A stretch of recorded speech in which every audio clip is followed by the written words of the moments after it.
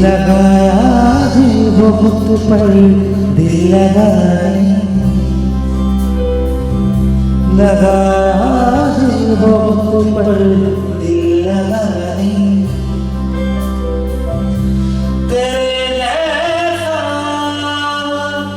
तेरे जैसा तेरे जैसा कोई हमको मिला नहीं, लगाया बहुत पर दिल लगा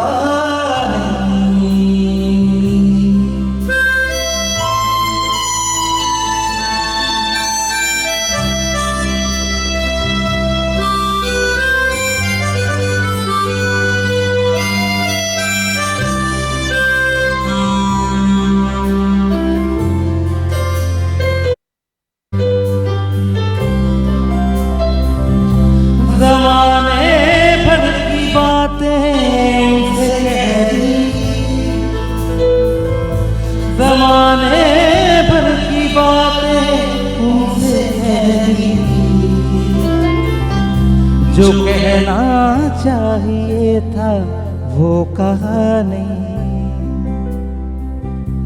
जो कहना चाहिए था वो कहा नहीं, लगाया दिल बहुत पर दिल लगा नहीं।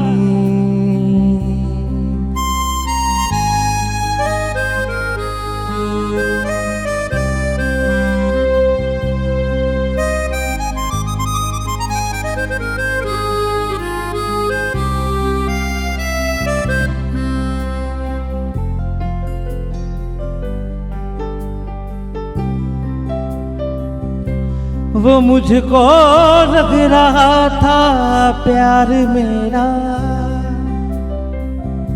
वो मुझको लग रहा था प्यार मेरा, वो जैसा था वो जैसा लग रहा था वैसा था नहीं, लगाया दिल बहुत पर दिल लगा नहीं।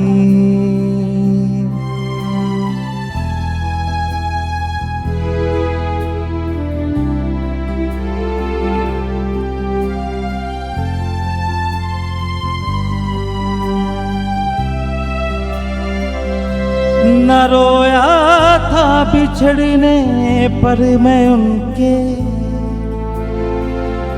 न रोया था मगर मैं बिछड़ने पे उनके,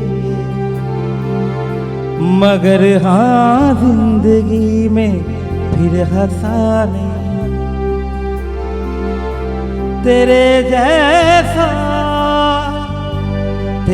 जैसा कोई हमको मिला नहीं, लगाया दिल बहुत पर दिल लगा नहीं। ये तोहफे हैं जो अपनों से मिले हैं, ये तोहफे हैं जो अपनों से मिले हैं, हमें गैरों से कोई भी गिला नहीं, हमें गैरों से कोई भी गिला नहीं, तेरे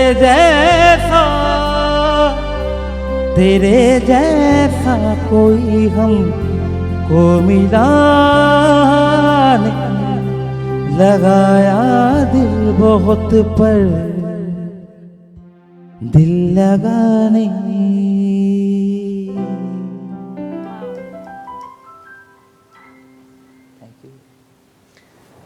अस्सलाम वालेकुम ख़वातीन हज़रात, खुश आमदीद। प्रोग्राम है वॉक यू टॉक और हम आपकी खिदमत में हाजिर हैं। ये है ये है फेसबुक पेज और ये है फेसबुक पेज विलिंग वेज का, जिस पे हम आपको खुश आमदीद कहते हैं।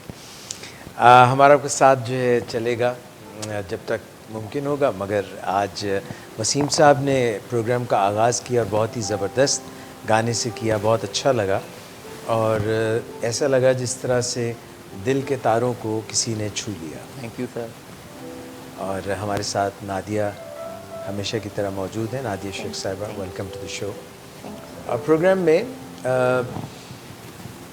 جیسے جیسے وقت میں تبدیلی آ رہی ہے, جیسے حالات میں تبدیلی آ رہی ہے, جیسے ٹیکنالوجی بڑھتی جا رہی ہے, ڈیجیٹل ایج جو ہے وہ آگے آتی جا رہی ہے. یعنی کہ وسیم صاحب اور مس نادیہ, اگر ہم پیچھے مڑ کے دیکھیں تو ایک زمانہ تھا جب لوگ جنگلوں میں رہتے تھے اور جہاں پڑاؤ ڈالنا ہوتا تھا پڑاؤ ڈال لیتے تھے, جو پہننا ہوتا تھا جو مل گیا سو پہن لیتے تھے, یا کسی کا لقمہ بن جاتے تھے یا کسی کوئی چیز کھا لیتے تھے.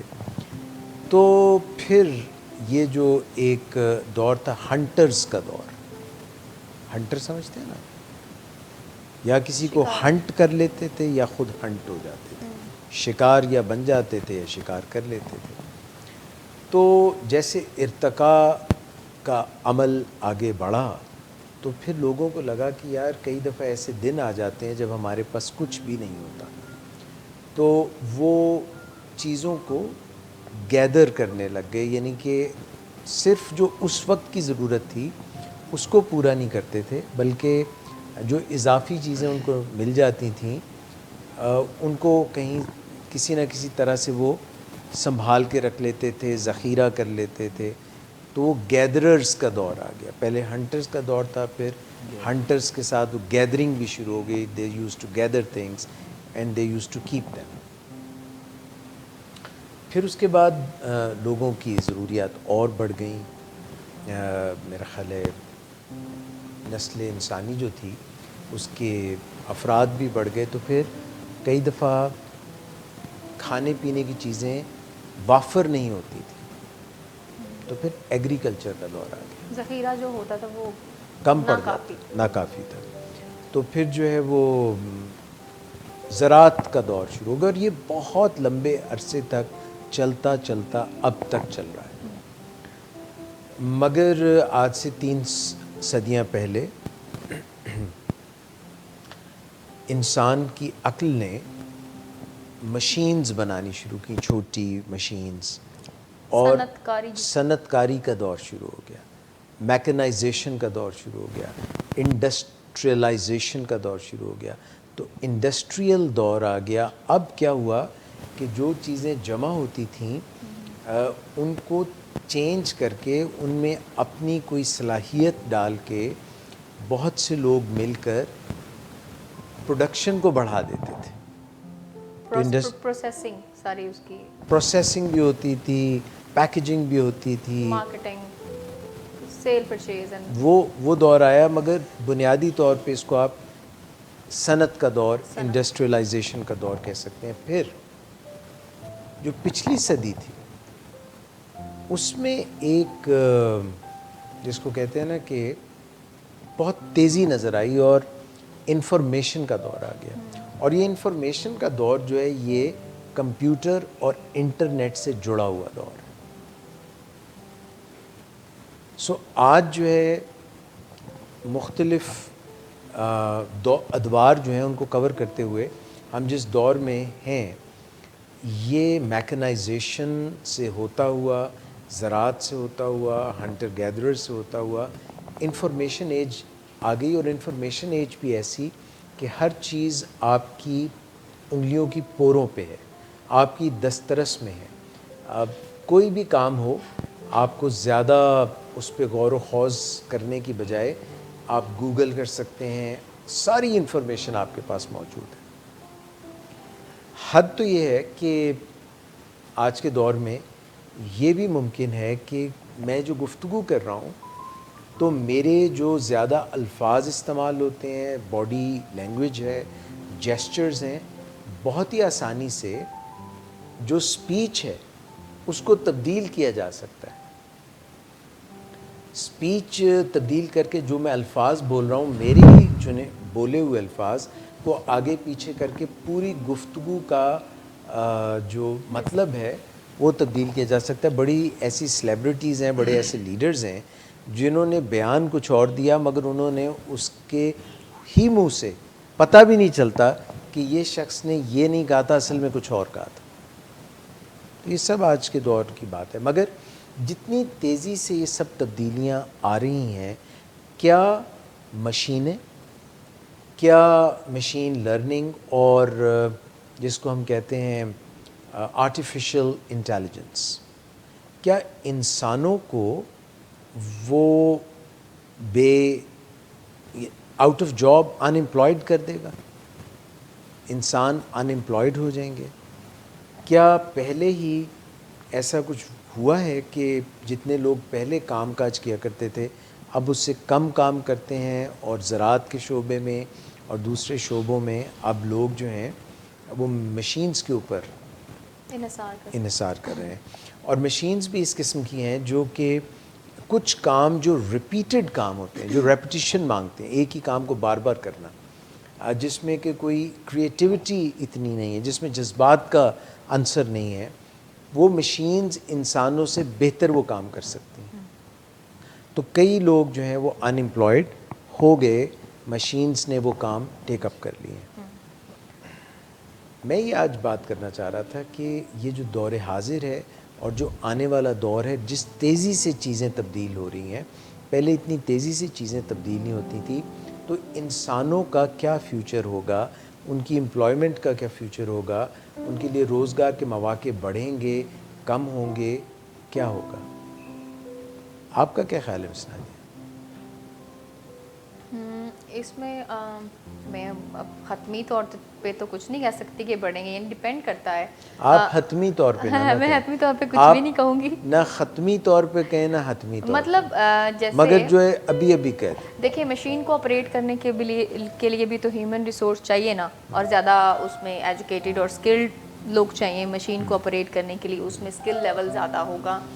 اور جہاں تک ریپلیسمنٹ کی بات ہے مشینز کے ساتھ ہیومن کی، تو وہ کسی حد تک تو ہوئی ہے، مگر اس کی جگہ نئی جابس بھی کریٹ ہوتی ہیں. اب مشین ہے، مشین خود تو نہیں چلے، کچھ آٹو بھی ہوتی ہیں لیکن اس کے پیچھے بھی کوئی نہ کوئی ہیومن ریسورس ہوتا ہے. اور پھر مشین کو جنریٹ کرنے کے لیے بھی تو ہیومن ریسورس چاہیے نا، وہ خود تو نہیں مینٹین کرنے کے لیے بھی چاہیے، ان کو بنانے کے لیے بھی چاہیے. اب اسکل ایجوکیشن لیول بڑھ گیا ہے، اب لوگوں کی جو بہت نچلے طبقے پہ، یا میں کہوں کہ مزدور لیول پہ، وہ میں بھی ایفیکٹ ہو. مگر میرا خیال ہے کہ جہاں پہ اسکل لیول زیادہ یوز ہوں گے ایجوکیشن، وہ اس میں ہیومن ریسورس جو ہے وہ زیادہ یوٹیلائز ہو سکتا ہے. That is what I think. بہت زبردست، آپ نے مناسب اور صحیح بات کی. اچھا، اب انسانوں کی اگر جابس کو کچھ نہ کچھ اثر ہوگا تو کمپٹیشن زیادہ بڑھے گا. ایگزیکٹلی، کمپٹیشن بڑھے گا اور روزگار کے مواقع بڑھیں گے بھی، مگر بدل جائیں گے. اس کی میں نے کہا نا کہ اپرچونیٹیز میں تبدیلی آئے گی. ڈپینڈ کرتا ہے کہ تبدیلیاں کیا آ رہی ہیں، اس کے اکارڈنگلی کیا مواقع پیدا ہو رہے ہیں. اور پھر ایک اور بھی چیز ہے، امپلائمنٹ کے اگر ایک جگہ پہ اسپیس نہیں ہے تو کہیں اور کسی کنٹری میں یا کہیں نہ کہیں اس کی جگہ ہوتی ہے ہمیشہ. ہیومن ریسورس جیسے کہ مزدور لیول پہ، جیسے کوئی ملک بہت زیادہ ترقی کر گیا ہے اور وہاں پہ جو ہے مزدوروں کے لیے کوئی نہیں ہے، تو کسی اور کنٹری میں لوگ امپلائی کرتے ہیں لوگوں کو. اس کا مطلب یہ ہے کہ جہاں یہ ساری باتیں ہوئی ہیں وہاں پہ امیگریشن بھی ہوگی، مائیگریشن لوگوں کا کر کے کہیں اور چلے جانا، نقل مکانی کر لینا. اگر اس ملک میں جاب نہیں ہے تو دوسرے ممالک میں اس میں میسر ہوں گی وہ ان لوگوں کے لیے جابس. تو گلوبلائزیشن کے بھی چانسز بڑھ رہے ہیں. ایگزیکٹلی. اچھا، ایک اور چیز جو بڑھ رہی ہے وہ یہ ہے آؤٹ سورسنگ. آؤٹ سورسنگ اس کو کہتے ہیں، اسی کو ہی کہتے ہیں. جیسے ابھی کوئی کمپنی ہے جیسے، تو اپنے امپلائیز کو وہ ڈائریکٹ ہائر نہیں کرتے ہیں، وہ کسی اور ہیومن ریسورس مینجمنٹ ڈپارٹمنٹ کو کہتے ہیں، اور وہ ان کو ہائر کر کے تو سارا پروسیس کر کے پرسونل نیڈس ان کی پوری کرتے ہیں. ایک تو یہ ہو گیا نا کہ ہمیں ایک خاص شعبے میں لوگ چاہیے اور ہمارے ملک میں کم ہے، تو ہم نے باہر سے بلا لیے اور وہ آگے آ کے انہوں نے ہمارے پاس کام کرنا شروع ٹرین کیا ان کو. پھر ایک طریقہ یہ ہے کہ ہم نے انسانوں کو ملک سے نہ بلایا نہ بھیجے، بلکہ جو انڈیا میں اگر کوئی بہتر کام کر رہا ہے یا چائنا میں کوئی کام کر رہا ہے تو ہم نائکی کے اگر جوتے بنا رہے ہیں, ہم ایپل کا آئی فون بنا رہے ہیں, اور ہمارے ملک میں وہ مہنگا پڑتا ہے, ویجز زیادہ ہیں, تو ہم نے وہ سارا کام دوسرے ملک میں سونپ دیا اور وہ کام وہاں بیٹھ کے کر رہے ہیں. تو یہ ہم نے لوگوں کو مائگریٹ نہیں کرایا, بلکہ ہم نے کام آؤٹ سورس کر دیا. ایک تو یہ ممکن ہے. دوسرا آؤٹ سورسنگ کا طریقہ, جیسے کہ کوئی کمپنی ہے جس نے سروس دینی ہے. سروس یہ دینی ہے کہ اگر آپ ان سے کوئی سوال پوچھنا چاہتے ہیں, جو بھی ان کی امریکہ میں مثلاً سروس ہے, اور آپ کو ان سے سوال کرنا چاہتے ہیں کہ یہ اس کا حل کیا ہے, ٹربل شوٹنگ جس کو کہتے ہیں کہ کہیں کوئی گلچ, کوئی پرابلم آ گئی ہے تو اس کا حل کیا ہے, یا آپ نے کوئی شکایت کرنی ہے, اور امریکہ میں یا کینیڈا میں یا یورپ میں اگر یوروز میں یا ڈالرز میں جو ہے وہ پر آور آپ کسی کو $15 یا $20 دے رہے ہیں, تو اس کی بجائے آپ پاکستان میں یا انڈیا میں یا بنگلہ دیش میں ان لوگوں کو جو انگریزی جانتے ہیں اور سمجھتے ہیں اور بولتے ہیں, تو آپ کال سینٹر جو ہے وہ بنا دیتے ہیں. تو جب امریکہ سے کوئی کال کرے گا یہ جاننے کے لیے کہ یہ میرا مسئلہ ہے, اس کا حل کیا ہے, تو ان کے سامنے کوئی چیز لکھی ہوئی ہے جو یہ جواب ہیں جو آپ نے دینے ہیں, یا وہ کام کر کر کے ان کو سمجھ آ جاتی ہے کہ 100 سوال ہیں جو ہمیں آتے ہیں, اگر انہی 100 میں سے کوئی جواب ہو تو وہ تشفی تسلی ہو جاتی ہے کسٹمر کی. تو بجائے وہ امریکہ میں یا یورپ میں یہ اپنے لوگوں کو کام دینے کے, وہ بنگلہ دیش میں یا انڈیا میں یا پاکستان میں جہاں پہ بھی سستا ہے وہاں وہ سروس انڈسٹری کو بھیج دیتے ہیں کہ جواب آپ دو. تو یہ بھی آؤٹ سورسنگ ہوگی. یہاں تک تو بات سمجھ آ گئی, بڑی سمپل سی ہے. مگر جو ہمارا پوائنٹ, جو میں آپ کے سامنے بات رکھنا چاہ رہا ہوں, کہ پاکستان میں اور خاص طور پہ باہر کے ممالک میں ایک طرف آپ یہ دیکھیں کہ لوگوں کی عمریں طویل ہو گئی ہیں. پہلے جلدی لوگ فوت ہو جاتے تھے, ایک بڑی تعداد لوگوں کی 60 سے پہلے یا 70 سے پہلے چلی جاتی تھی دنیا سے. مگر جتنے بھی ایسے ممالک ہیں جو بہت ترقی یافتہ ہیں, وہاں پہ میڈیکل کیئر کا معیار بڑا ہے اور لوگ زیادہ دیر تک کام کرتے ہیں, یعنی کئی سال نہیں, ورکنگ ایئرز 60 ایئرز سے بھی کچھ لوگ ابھی بھی کام زیادہ کر رہے ہیں. تو اس کا مطلب یہ ہے کہ وہ ورک فورس میں ابھی بھی موجود ہیں. تو لوگوں کی جو پیدائش ہے خاص طور پہ ہماری ایسٹرن کنٹریز میں, پاکستان میں, انڈیا میں, چائنا میں, چائنا میں تو پھر بھی انہوں نے کور کیا, مگر جو ہمارے ممالک ہیں اس میں جو ینگسٹرز ہیں ان کا ورک فورس میں شامل ہونا بڑھتا جا رہا ہے, اور جو اوپر جو لوگ ورک فورس میں سے آؤٹ ہو رہے تھے وہ ابھی آؤٹ نہیں ہو رہے. تو competition for the jobs has increase, retirement جلدی نہیں ہو رہی, اور لوگ زیادہ سے زیادہ ینگسٹرز بھی ورک فورس میں شامل ہو رہے ہیں. اور جو نئے آنے والے ان کے لیے پرابلم ہوتی ہوگی, پھر ڈیفینیٹلی ان کو اسپیس نہیں ملتی. تو اس کا مطلب یہ ہوا کہ ایک تو ہم نے پہلے بات کی کہ میکنائزیشن اور مشین اور آرٹیفیشل انٹیلیجنس, ان سب چیزوں سے جاب سیکٹر میں جو انسانوں نے کام کرنے تھے وہ مشینیں ٹیک اپ کر رہی ہیں, اور جو جابز ہیں ان کی جو صلاحیتیں چاہیے تھیں وہ بدل رہی ہیں. کس قسم کی صلاحیتیں چاہیے, یعنی آئی ٹی انڈسٹری کے متعلق جانکاری ہونا آپ کو ایک ایج دیتا ہے آج کے دور میں. دوسری طرف جابز اس لیے بھی کم ہو رہی ہیں کہ ینگسٹرز تو زیادہ سے زیادہ پول بڑھ رہا ہے جاب کے لیے, مگر جو بزرگ ہیں وہ ابھی آؤٹ نہیں ہو رہے. Am I making any sense to you? So job market میں کمپٹیشن بڑھتا جا رہا ہے. اور ہم پاکستان کی اگر بات کریں تو ہم یہ کہتے ہیں کہ ہماری اکانومی, ہماری معیشت جو ہے اس کے اوپر دباؤ آ رہا ہے, یعنی چیزیں جو ہیں وہ مہنگی ہو رہی ہیں اور لوگوں کی جیب میں اتنے پیسے نہیں ہیں. اس کو بولتے ہیں افراط زر, انفلیشن, چیزیں مہنگی ہو رہی ہیں, مہنگائی ہو رہی ہے, مہنگائی ہو رہی ہے. سو ایک طرف جاب مارکیٹ جو ہے وہ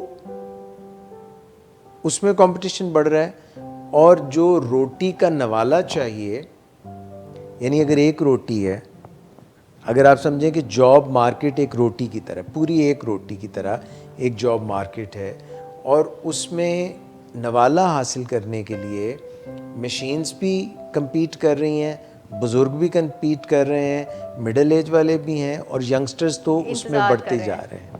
یہ دروازہ ہے, دروازے سے لوگ اندر آ گئے ہیں, باہر جانے والے کم ہیں, اندر بڑھتے جا رہے ہیں. کچا کچ بھری جا رہے ہیں. ٹرین چل رہی ہے, اب ٹرین کا دروازہ کھلتا ہے, اترتا کوئی نہیں ہے, اندر زیادہ داخل ہو جاتے ہیں. یہ صورتحال بن رہی ہے. ایک اور صورتحال بھی ہے کہ جو گاؤں میں لوگوں کو بہت مواقع ابھی بھی روزگار کے ہیں, مگر لوگ نقل مکانی کر کے شہروں میں کی طرف آ رہے ہیں. تو ایک بندہ ہے, اس نے جب اپنی پینٹ سلوائی تو اس وقت اس کی کمر 30 انچ تھی, ٹھیک ہے,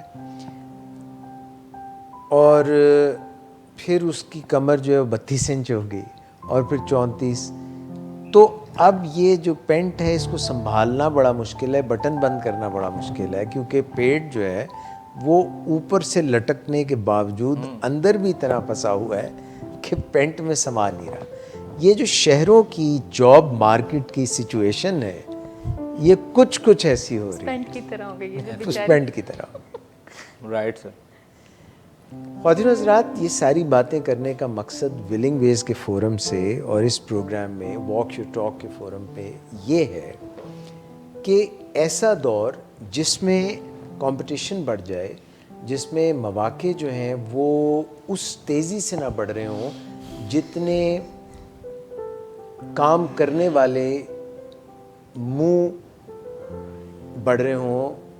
ہاتھ تو ہیں دو, مگر پھر بھی یہ جو ساری افراط زر اور یہ ساری میں نے, ایسے میں سٹریس اور ٹینشن بڑھ جانا ممکن ہے. یس. اور پھر ایک گھر میں اگر بہت زیادہ کمانے والے نہیں ہیں, کھانے والوں کی اور خرچ کرنے والوں کی تعداد زیادہ ہے, اور ارننگ کرنے والوں کی کم ہے, تو سٹریس اور بڑھے گا. ٹرو.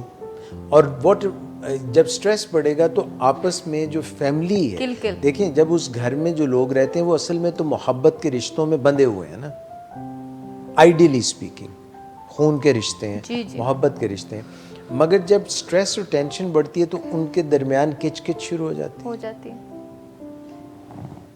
دفتر میں آئے, دفتر میں کمپٹیشن کی فضا ہے. اب یہاں پہ تو خون کا رشتہ بھی نہیں ہے, خونی رشتے ہو گئے. تو یہاں اس کو کہتے ہیں ریڈ اوشن. یہ ریڈ اوشن ہے. یس. اچھا, کیا وہ سمندر کا پانی جو بحیرہ کلزم جو ہے اس میں لال پانی بھر گیا؟ وہ جگہ ہے ایسی جہاں پہ مختلف لوگ آپس میں ایک سم ٹائمز یہ کمپٹیشن چل رہا ہوتا ہے, کھوے سے کھوا چلتا ہے, تو اس کو ریڈ اوشن بیسیکلی ایک مارکیٹنگ کی ٹرم ہے جس کو ریڈ اوشن اسٹریٹجی کہتے ہیں. یہ مارکیٹنگ اسٹریٹجی ہوتی ہے. اس میں مختلف کمپیٹیٹرز ہوتے ہیں جو کہ ایک دوسرے سے آگے نکلنے کی کوشش کر رہے ہوتے ہیں. جیسے کہ ایک دریا سمندر ہے, اس میں مگر مچھ بھی ہیں, مچھلیاں بھی ہیں, تو اگر آپس میں کمپٹیشن ہوگا تو خون تو نکلے گا نا, تو اس کو ریڈ اوشن کہتے ہیں. بالکل ٹھیک ہے, بہت زبردست, ویری نائس. یہ بھی کلیئر کر دیا آپ نے. ہاں.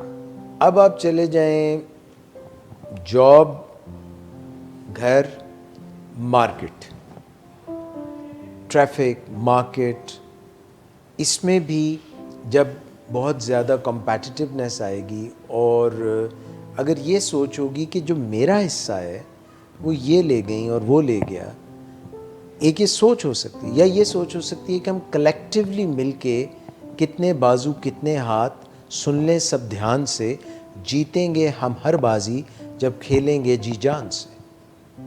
ایک یہ بھی سوچ ہو سکتی ہے. سو جو پیراڈائمز ہیں ان کو بدلنے کی بھی ضرورت ہے. ایسے میں ہم واپس جو وہ ایوولوشن کا رول ہے, survival of the fittest, Bachchan give جڑے فٹ ہوں گے, فٹیسٹ ہوں گے. تو ہم کیا کر سکتے ہیں کہ اپنا آج کا دن ہم ایسے گزاریں کہ اپنی بیسٹ پروڈکٹیوٹی دے سکیں. ہم آج کا دن ایسے گزاریں کہ ہمارا کل کا دن آسان ہو جائے. اچھا, یہ بھی ایک بہت مزے کی بات ہے, اس کے اوپر بھی تھوڑا سا سوچنا پڑے گا کہ ایٹرنلی ایک ہماری یہ خواہش تو رہی ہے کہ آج کا دن بہت موج کر لیں, تو کل کا دن جو ہے اس میں بھی موج کر لیں. وہ بھی دیکھیں گے. اچھا, ایک یہ کہ آج میں بہت محنت کر لوں تو کل میری آسان ہو جائے گی. مگر ہر دن جو آتا ہے وہ اپنے نئے چیلنجز لے کے آتا ہے. وسیم بھائی, آپ کے جو دن آتے ہیں ان میں چیلنجز زیادہ ہوتے ہیں. سر سب کے ساتھ ہی میں بھی. مجھے جو برجستہ ہنس پڑی ہیں ایک دم وہاں پہ اپنا یہ آتے رہتے ہیں سر, چیلنجز زندگی کے ساتھ ہی ہیں. آپ ایک دم اتنے زیادہ زور سے کیوں ہنسی؟ آپ کو پتہ ہے؟ نہیں, مجھے نہیں پتا. اچھا, میں ویسے by the way. By the way. جی وسیم صاحب. سر ہر شخص کی زندگی کے ساتھ چیلنجز ہیں. وہ ایک بات ہے نا پنجابی کی کہ اردو کی ہے. اچھا, سوچ لیں کہ کسی کو گھر سے نکلتے ہی مل گئی منزل اور کوئی میری طرح عمر بھر سفر میں ہی رہا. تو یہ چیلنجز یہ ساتھ ضروری ہیں. کس طرح سے وسیم بھائی ہم یہ کر سکتے ہیں کہ چیلنجز جب آئیں تو ہم ایک دم اتاولے نہ ہو جائیں, بے قرار نہ ہو جائیں, پریشان نہ ہو جائیں, بلکہ ہم خندہ پیشانی سے ان کو گلے لگا لیں. یہ بھی نارمل لوگ گھبرا جاتے ہیں, پریشان. اب نارمل ہونا چاہیے ایسا کرنے کے لیے کہ خندہ پیشانی سے ان کو گلے لگا لیں. سر اس کی میرے خیال ایک علیحدہ حکمت عملی ہے, آپ تو بہتر سمجھتے ہیں. اس کی پوری پلاننگ ہے کہ اگر کوئی مصیبت اچانک سے آ بھی گئی ہے تو پھر اس کو فیس کرنا. اچھا, یہ جو میوزک آپ بجاتے ہیں, یہ جو مختلف کارڈز آپ بجاتے ہیں, یہ آپ کو پہلے دن ہی اتنے اچھے آتے ہیں؟ نہیں, بہت آرام سے ابھی تک سیکھ رہا ہوں. ابھی تک سیکھ رہے ہیں. اس کا مطلب ہے کہ جو چیلنجز کسی ایسے شخص کو جو ویل پریپیئرڈ نہ ہو جب آ جاتے ہیں تو وہ بالکل بھنا جاتا ہے. مگر کوئی ویل پریپیئرڈ ہو تو پھر وہ ان کو اچھے طریقے سے ہینڈل کر سکتا ہے. دیکھیے, اگر یہ سیکھنے میں آپ ابھی تک سیکھ رہے ہیں اور آگے بڑھ رہے ہیں تو چیلنجز کو ہینڈل کرنا بھی کوئی سیکھنے کا کام ہوگا. اپنے جذبات کو قابو میں رکھنا, اپنا رائٹ برین اور لیفٹ برین, جیسے گاڑی چل رہی ہو اور اس کے دونوں پہیے جو آگے پیچھے ہوتے ہیں, ایک پہیہ یوں جا رہا ہے اور ایک یوں جا رہا ہے, تو پھر تو کافی مسئلہ ہو جائے گا نا. تو اگر رائٹ برین جو کہ ایک ایموشنل برین ہے اور لیفٹ برین جو ایک لاجیکل برین ہے, ان کو ساتھ لے کے چلیں تو چیلنجز جب آئیں تو ہم بالکل اتنے پریشان نہ ہو جائیں کہ کچھ کر ہی نہ سکیں. یہ بھی سیکھنے کا کام ہے. آج کے اس سینیریو میں جہاں پہ بہت زیادہ کمپٹیشن ہے, اپنے ایموشنل انٹیلیجنس, اپنے جذبات کو قابو میں رکھنا, اپنی سوچوں کو نیگیٹو نہ ہونے دینا. جہاں پہ کمپٹیشن ہو, جہاں پہ کوئی ایسا مسئلہ ہو جہاں پہ آپ کو لگتا ہو کہ میری سیکیورٹی خطرے میں ہے, ایسے ہی لگتا ہے نا جب بہت زیادہ کمپٹیشن ہوتا ہے کہ شاید پتہ نہیں میرا نوالا کو چھین لے گا, میں سروائیو کر سکوں گا یا نہیں. بالکل سر. تو اپنی سیکیورٹی کو خطرے سے باہر نکالنے کے لیے ہم کیا حکمت عملی اپنا سکتے ہیں؟ سیکیورٹی کو خطرے سے باہر نکالنے کے لیے ہم کیا حکمت عملی اختیار کر سکتے ہیں؟ یہی سوال کیا تھا, ہے نا. میں مشکل سوال ہے, تھوڑا ٹیکنیکل کوشچن ہے. ہمارے ایک جاننے والے تھے, وہ کہتے تھے کہ وہ ایتھلیٹکس سکھاتے تھے, تو ان کا تعلق جو ہے نا کوئی صوبے دار تھے فوج کے, یا ان کا ایک خاص سٹائل تھا. تو وہ کہتے تھے کہ ایتھلیٹس کو سکھانے کے لیے, کھلاڑیوں کو, تو کہتے ہیں کہ ایتھلیٹکس کو وہ کہتے تھے ایتھلیٹکس ایک بہت مشکل اور ڈیفیکلٹ کھیل ہے. تو کسی نے پوچھا کہ جی یہ مشکل اور ڈیفیکلٹ کیوں ہے؟ کہتے ہیں اس لیے ہے کہ مشکل چیز مشکل ہوتی ہے اور آسان چیز آسان آسان ہوتی ہے. اس لیے ایتھلیٹکس ایک مشکل کام ہے. اب وہ سوال جو اچھا انسیکیورٹیز آتی کیوں ہے؟ سب سے پہلے تو آپ نے یہ دس از دا کوسچن کہ آپ کا Dot مطلب on line. آپ کیا سوچتے ہیں؟ سپوز اگر کوئی بندہ یا بندی کہیں جاب کر رہا ہے یا اس کا کوئی اسپیسیفک ٹاسک ہے جہاں پہ اس کو لگتا ہے کہ میرے جیسے اور بھی کئی ہیں تو یا اس کو انسیکیورٹی ایک تو اس ریزن سے بھی ہو سکتی کہ یار میں اپنی اسکل میں اتنا اچھا نہیں ہوں شاید، باقی سب میرے سے اچھے ہیں. کمپٹیشن میں اگر ہم سوچیں تو پھر اپنی اسکل کو تھوڑا اور بہتر کر لینا چاہیے. اسکل کو بہتر کرنے کے لیے ہم کہاں کہاں سے اسکل سیکھ سکتے ہیں؟ اس کے سورسز ہونے چاہیے، ہم ہیلپ لے سکتے ہیں. اگر ہم ایک اسٹرکچر میں ہوں، ایک اسٹرکچر جیسے اسکول جاتے ہیں بچے، ایک اسٹرکچر ہے تو ان کو تعلیم دی جاتی ہے. پرابلم جب آتی تو ہم دیکھتے ہیں کہ اس پرابلم کا سلیوشن کہاں پہ ایزیلی اویلیبل ہے، وہ ہمیں پھر ریسرچ کرنی پڑتی ہے، پھر ہم اس کو دیکھتے ہیں، پھر ہمارے لیے کنوینئنٹ کہاں ہے، ہم اس کو اوبویسلی سرچ کر کے اس کو فائنڈ آؤٹ کر کے وہاں تک پہنچتے ہیں. پھر اس کے میں یہ عرض کر رہا تھا کہ پرسنل ول ہے ایک تو یہ ہے کہ مجھے مسئلہ آ کیوں رہا ہے یہ کیوں نہیں ایک ہمارا سیکھنے کی اپنی ایک خواہش ہوتی ہے. جی اگر ہم پریشان ہوں تو پھر وہ خواہش مان پڑ جاتی ہے. اب یہ جتنی بھی پرابلمز روزمرہ آتی ہیں یا بڑھ جاتی ہیں، اگر ہماری نیند پوری ہو، پرابلمز وہیں ہوں، تو ہمیں وہ پرابلم سے نپٹنا آسان ہو جاتا ہے. نیند پوری اگر نیند اپنی پوری نہ ہو، نیند جو ہے وہ کم ہو، تو ہم اریٹیبل ہو جاتے ہیں. ہمارا دماغ جو ہے وہ صحیح طرح سے فوکس نہیں کر سکتا، کنسنٹریٹ نہیں کر سکتا. ہم پرابلم سالونگ ایٹیٹیوڈ میں نہیں آتے ہیں، اس ایٹیٹیوڈ میں آنا زیادہ ضروری ہوتا ہے. ہمیں پرابلم سالونگ ایٹیٹیوڈ کی بجائے ہم پرابلمس کو مزید بڑھا لیتے ہیں. جب ہم ریسٹلیسنس کی سچویشن میں ہوتے ہیں یا پریشان ہوتے ہیں یا اسٹریسڈ ہوتے ہیں تو اوبویسلی اس کا مطلب یہ ہے کہ یہ جو ایک خیال تھا کہ فلاں کام ہے تو نیند پوری نہ کرو، پڑھائی زیادہ کر لو یا کام زیادہ کر لو، نیند کو کمپرومائز کر لو، is that a good attitude? No. کہتے ہیں بڑے آدمی جو تھے وہ تو رات کو 4 گھنٹے سوتے تھے، وہ تو سوتے ہی نہیں تھے. ایسا پڑھا ہے نا. اب یہ غلط ثابت ہونے لگ گیا.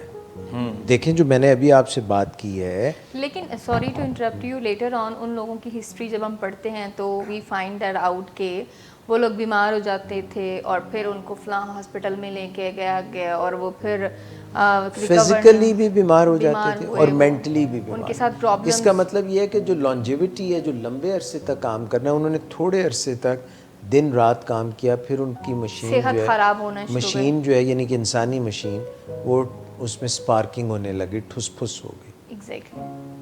اس کا مطلب یہ ہے کہ اگر ہم نے ایفیشنسی اور پروڈکٹیوٹی اور لانجیوٹی، اب یہ 3 لفظ آ گئے، efficiency and productivity and longevity.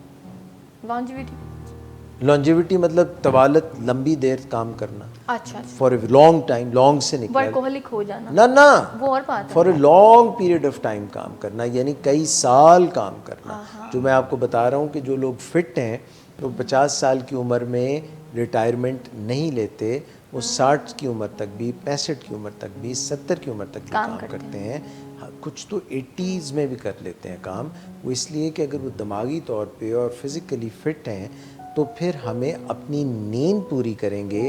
اگر ایک ینگسٹر ہے 18 سال کا، 25 سال کا، وہ اپنی فیملی لائف میں اور ورک لائف میں 4 گھنٹے سو کے آیا ہوا ہے اور وہ ہفتے میں اس نے 7 آورز یا 8 آورز یا 10 آورز کا ڈیفیسٹ ہے، تو وہ روزانہ کام کاج میں اتنا اچھا پرفارم نہیں کرے گا اور اس کا موڈ مزاج بھی متاثر ہوگا. تو نیند پھر ضروری ہوئی. نیکسٹ چیز جو ضروری ہے وہ یہ ہے کہ ہم نیچر کے ساتھ، قدرت کے ساتھ تعلق میں رکھیں. ایک چھوٹی سی بات تو سب جانتے ہیں کہ جب کوئی خواتین جو ہیں وہ ان کی جلد کے اوپر نہیں پڑتی سورج کی کرنیں، تو ان کی ایک خاص عمر کے بعد جب مینوپاز ہو جاتا ہے، ان کے پیریڈز ختم ہو جاتے ہیں، تو ان کی ہڈیاں بھربھری ہو جاتی ہیں کیونکہ ان کی ایسٹروجن جو ہے اس میں کمی واقع ہو جاتی ہے اور ہڈیاں بھربھری ہوتی ہیں. اور سورج کی جو کمی کئی سالوں سے تھی جس میں کہ کیلشیم کی کمی تھی اور وائٹامن ڈی کی کمی تھی, وہ برٹل بونز میں یعنی آسٹیوپوروسس میں نظر آنے لگتی ہے. اس کا مطلب یہ ہے کہ ایک مثال میں نے دی خواتین کی, مردوں پر بھی اثرات پڑتے ہیں. تو یہ جو ہم انڈورز ہم رہتے ہیں, اس میں یہ جو ہم وقت نہیں نکالتے آؤٹ ڈور جانے کے لیے اور نیچر کو, جس میں آسمان, ستارے, چاند, سورج, پھل پھول, درخت, اور پھر جوں یہ سکڑتا جا رہا ہے جنگل کا جگہ, انسان بڑھتے جا رہے ہیں, تو یہ جو ایکو سسٹم ہے, ماحولیات, ان پر برا اثر پڑ رہا ہے اجتماعی طور پہ اور انفرادی طور پہ. تو ہماری یہ کہیں ضرورت ہے انسانوں کی کہ ہم باہر پارکس میں, سرسبز جگہوں پہ, یا گھر میں اگر یہ کوئی گرین پیچ ہے تو وہاں جائیں. ان کو دیکھنے سے, ان کو جیسے پیٹس ہیں یا پلانٹس ہیں, ان کو چھونے سے, ان کی کیئر کرنے سے اگر ہم چاہتے ہیں کہ انسانوں کے مابین جو ہے اڑ پھس نہ ہو, مسئلے مسائل نہ ہوں, تو یہ ضروری ہے کہ ہم نیچر کے ساتھ جڑے ہوں, تاکہ جب انسان سامنے آئے تو ہم ان کے ساتھ محبت اور اچھا سلوک کریں.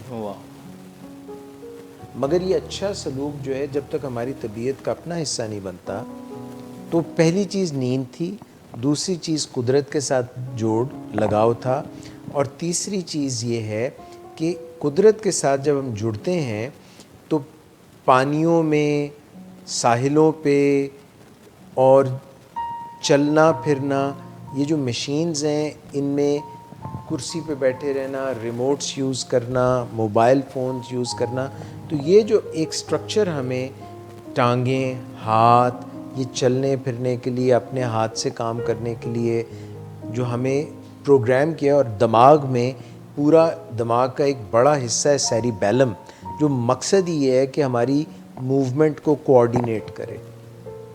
اس کا جو کم استعمال ہے وہ دماغ کے باقی حصوں پر بھی اثر انداز ہوتا ہے.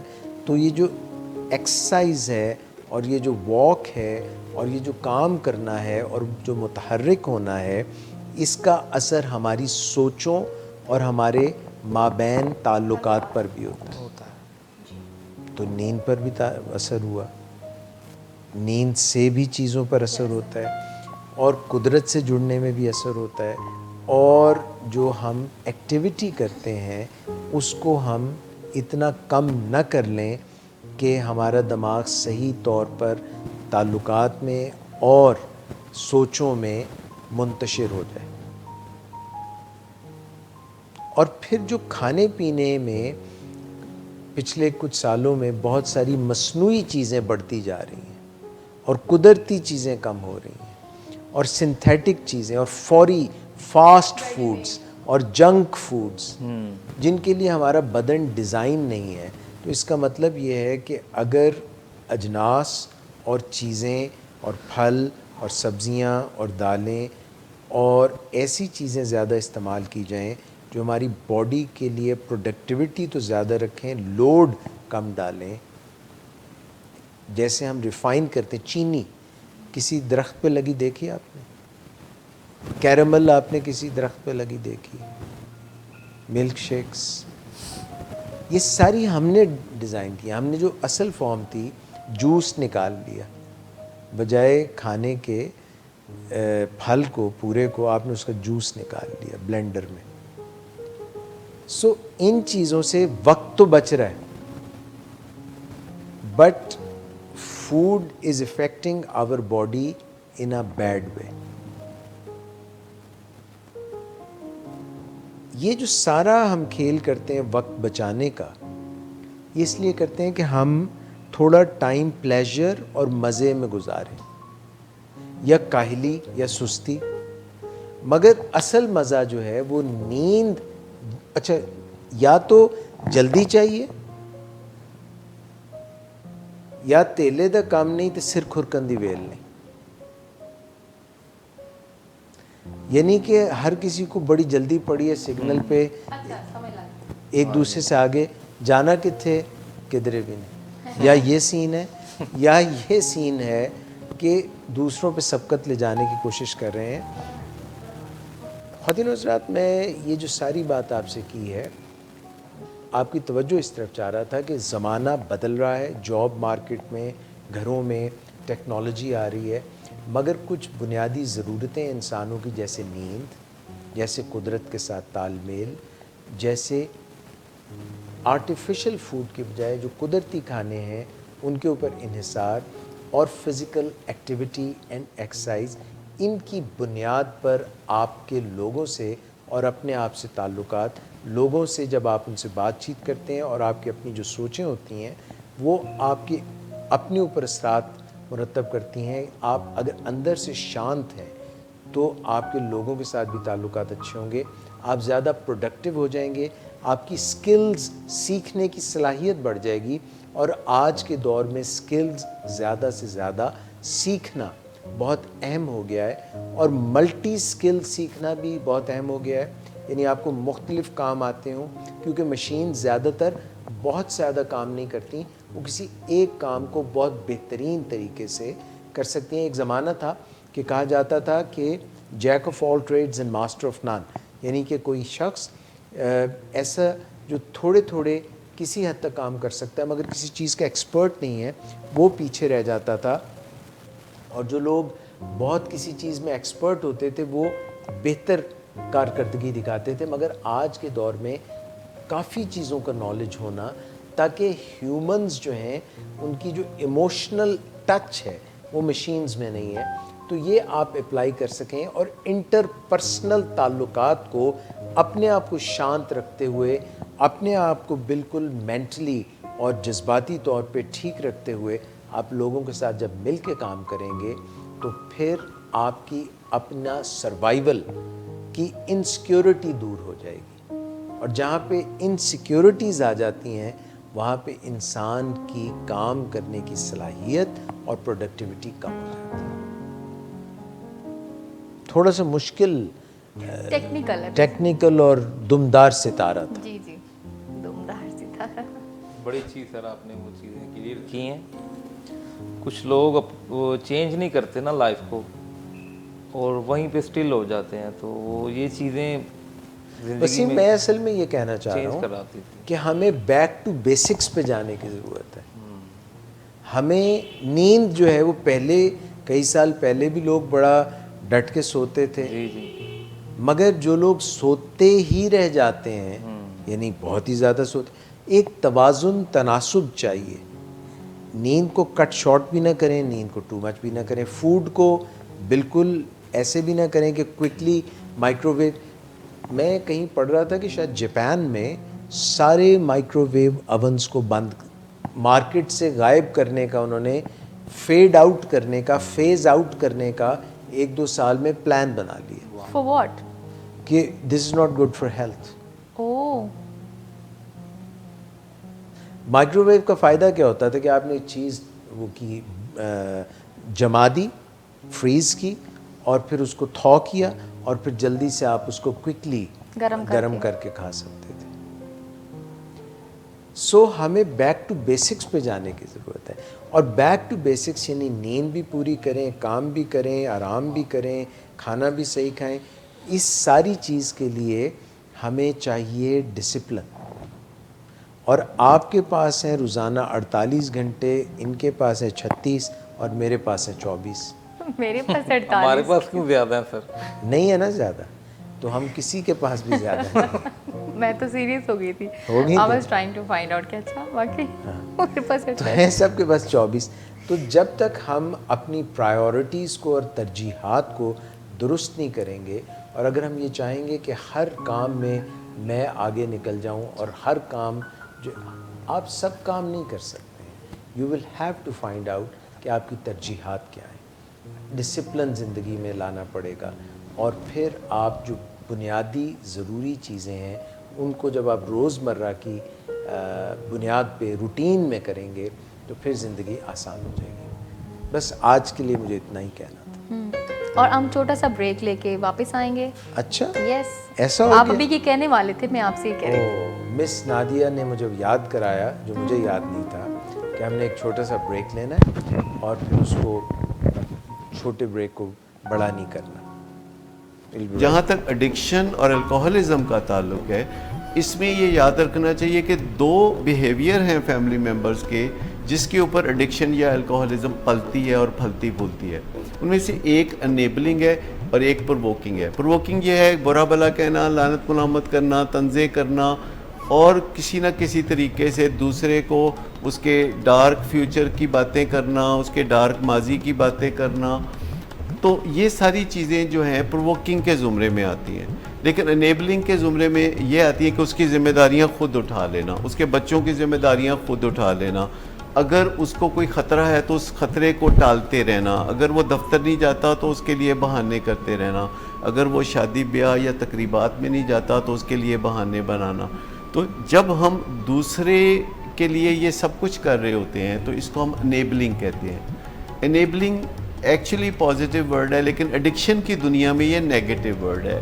ویسے انیبلنگ کا مطلب ہوتا ہے کسی کو کسی قابل بنانا, لیکن اگر ہم کسی کو نشہ کرنے کے قابل بناتے ہیں یا نشہ کرنے میں کسی نہ کسی طرح کی معاونت کر رہے ہیں تو انیبلنگ یہاں ایک نیگیٹو ٹرم کے طور پر ہم استعمال کرتے ہیں. جب ہم موڈ کو مینیج کرتے ہیں یا مینیپولیٹ کرتے ہیں چائے سے یا کسی بھی نشے سے, ٹرینکلائزر سے یا شراب سے یا کوکین سے کرتے ہیں, تو آپ کہتے ہیں کہ یہ جو موڈ مینجمنٹ ہے, تو جب ہم اگر یہ نہ کریں, کیونکہ ظاہر ہے جب موڈ خراب ہوتا ہے تو ہم نشوں کی طرف جاتے ہیں, اگرچہ بعض اوقات ہمیں پتہ نہیں ہوتا کہ ہم نشے اس لیے کر رہے ہیں کہ ہمارا موڈ خراب رہتا ہے. ہم انکانشیسلی شروع کر لیتے ہیں, کسی محفل میں اس سے موڈ اچھا ہوتا ہے اور پھر ہم اسے کرتے رہتے ہیں. لیکن حقیقت یہ ہے کہ نشہ صرف وہ لوگ کرتے ہیں جن کا در حقیقت موڈ کا معاملہ ہوتا ہے یا موڈ کا کوئی مسئلہ ہوتا ہے. ڈرگ آف ایڈکشن وہ ہوتی ہے کہ جس طرح کوئی ڈرگ استعمال کرے گا تو وقت کے ساتھ ساتھ اس کی کوانٹٹی اگر بہت بڑھتی ہے اور اس کے میٹابولزم میں خرابی پیدا ہو جاتی ہے اور زہریلے مادے بننا شروع ہو جاتے ہیں اور ڈرگ اثر کرنا کم کر دیتی ہے, تو یہ ڈرگ آف ایڈکشن ہے. جہاں تک اہل خانہ سمجھتے ہیں کہ نشہ کرنا یا شراب پینا مسئلہ ہے, مریض سمجھتا ہے کہ نہیں, یہ تو میرے مسئلے کا حل ہے, کیونکہ وہ اس لیے نشہ نہیں کر رہا ہوتا کہ وہ کوئی مصیبت میں پھنسے. اس کی نیت تو یہ ہوتی ہے کہ میرا جو خراب موڈ ہے وہ اچھا ہو جائے, اور کافی عرصے تک وہ ایسا ہوتا بھی رہتا ہے جب تک کہ نشے کی بیماری نہیں آتی, جو کہ ایک جسمانی بیماری ہے. یعنی جسمانی طور پر اگر کوئی نشہ کرنے کے قابل ہوتا ہے تو اتنی زیادہ مصیبتیں نہیں آتی, لیکن جب کوئی جسمانی طور پر نشہ کرنے کے قابل نہیں رہتا اور پھر بھی نشہ کرتا ہے تو پھر بہت بربادی ہوتی ہے. جب کوئی اہل خانہ دیکھتے ہیں کہ ان کا مریض نشے کی بیماری میں مبتلا ہے, ان کی تمام تر کوششوں کے باوجود وہ ٹس سے مس نہیں ہو رہا, تو وہ ڈینائل میں چلے جاتے ہیں, کہتے کوئی نہیں, بس ان قریب یہ چھوڑ ہی دے گا, کسی قسم کی مدد کی ضرورت ہی نہیں ہے, کیونکہ مدد کے خیال سے ہی انہیں اس مسئلے کی سنگینی کا احساس ہوتا ہے. شراب کے زیر اثر ہونا اور بات ہے, لیکن الکوہلزم میں الڈیہائیڈ کے زیر اثر ہونا بالکل دوسری بات ہے. لیکن لکیر کھینچنے کا کوئی بندوبست کسی عام گھرانے میں نہیں ہوتا کہ یہ شراب پینے کا معاملہ ہے یا یہ بلا نوشی یا الکوہلزم کا معاملہ ہے. نشے کے مریض کی زندگی کے بارے میں یا اس کی بیماری کے بارے میں یا اس کی حالات کے بارے میں جب تک آپ سچ کا دامن نہیں تھامیں گے, نشے کی بیماری سے نجات ایک خواب ہی رہے گی. ویلکم بیک ناظرین. اور بریک پہ جانے سے پہلے ہم اس بات کے اوپر وسیم صاحب مجھ سے پوچھ رہے تھے کہ یہ جو آپ نے جاپان والی بات کی ہے کہ وہاں پہ مائکرو ویوز باقی ختم کیے جا رہے ہیں, تو میں نے یہ غنیمت جانا اور یہ جو ریسرچ میں نے پہلے پڑھی تھی اس کو کراس چیک کیا, مگر مجھے بہت ساری جگہوں پہ یہ پتہ چلا کہ ایسا نہیں ہے. یہ کلیم جو ہے کہ جاپان میں مائکرو ویوز کو ختم کیا جا رہا ہے, اس کو کئی جگہ پہ ریفیوٹ بھی کیا تھا, اس کی جو ہے نا انہوں نے اس کو کہا ہوا تھا کہ نہیں ایسا نہیں ہے. پھر میں WHO کی سائٹ پہ گیا, ورلڈ ہیلتھ آرگنائزیشن پہ, یہ دیکھیے آج کی اس ٹیکنالوجی کے دور میں یہ ممکن ہے کہ ہم چیزوں کو کراس چیک کر سکتے ہیں اور اپنی جو پہلی انفارمیشن ہے اس کو دوبارہ سے ری وزٹ کر سکتے ہیں. اور WHO کے مطابق اگر مائکرو ویو اوونس کو جو پمفلٹ میں اس کے مینول میں دی گئی ہدایات ہیں اگر ان کے مطابق استعمال کیا جائے تو پھر دے کین بی سیف. تو thank you for asking me this question اور یہ تصحیح ہو گئی. اب آج کے پروگرام میں ہم اجازت لیں گے آپ سے اور مس نادیہ ہمارے ساتھ موجود ہیں اور مس نادیہ آپ کو اچھا سا گانا سنائیں گے ہمیں. خواتین و حضرات انشاءاللہ پھر ملاقات ہوگی ولنگ ویز کے فیس بک پیج پہ اور آج کے واک یو ٹاک سے ڈاکٹر اعجاز قریشی کو اجازت دیجیے. Over to you Miss Nadia.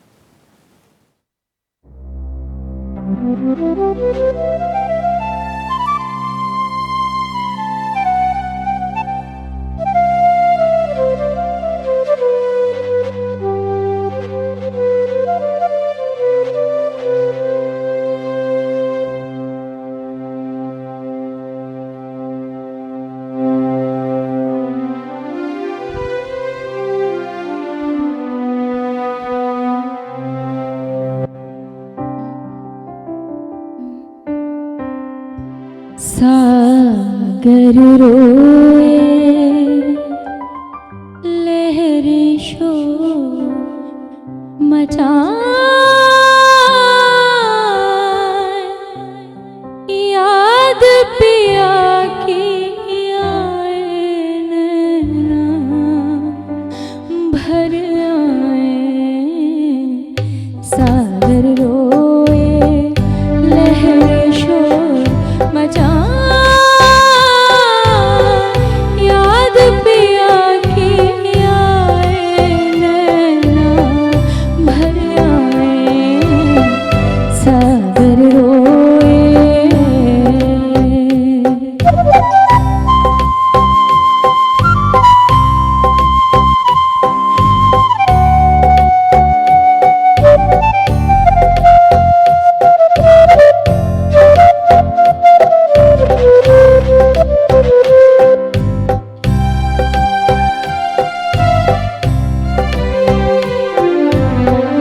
लिपट लिपट के लहरें झूमे बढ़ बढ़ के साहिल को छूमे हम दुखियारे थाम के दिल रह जाए याद पिया की आए नैना भर आए. सागर रोए लहरें शोर मचाए याद पिया की आए नैना भर आए. सागर रोए.